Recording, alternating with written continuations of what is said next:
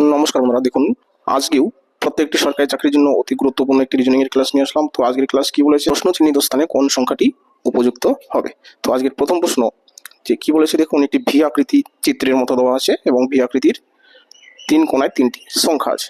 তো আমরা যদি ভালোভাবে লক্ষ্য করি, দেখুন বন্ধুরা, এই 56 আর এদিকে 24, এই দুটো যদি আমি যোগ করি কত হচ্ছে দেখুন, 4 6 10 শূন্য, 5 2 7, হাতে রেখে 8, অর্থাৎ দেখুন এই 80টি চলে আসছে উপরে দুটো যোগ করলে।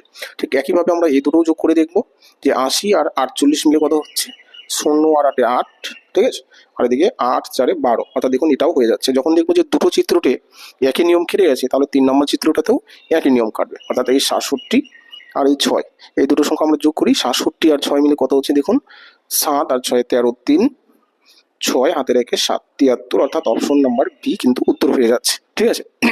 আচ্ছা, নেক্সট চিত্রটি দেওয়া আছে ওয়াই আকৃতি, 3 মাথায় 3টি করে সংখ্যা রয়েছে। তো এই ক্ষেত্রেও দেখুন আমরা যদি একটু লক্ষ্য করি যে 44 আর কত 23, আর এদিকে আছে 21, বিভিন্নভাবে হতে পারে। তো প্রথমে আমরা এটা বিয়োগ করে দেখছি, যে উপরে দুটো সংখ্যা বিয়োগ করে দেখছি।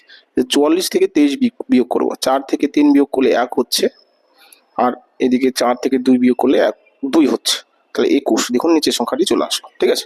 আচ্ছা, 2 নম্বর চিত্রটাতে দেখুন 86 থেকে 17 বিয়োগ করে দেখছি কত হচ্ছে, 16 থেকে 7 বিয়োগ করলে 9, হাতে রেখে এটা 2 হয়ে গেল, তাহলে 8 থেকে 2 গেলে 6, অর্থাৎ 69, এটাও দেখুন উপরে দুটো বিয়োগফল পেয়ে যাচ্ছি। তাহলে এক্ষেত্রে আমরা কি করবো, 32 থেকে 5 বিয়োগ করে দিব।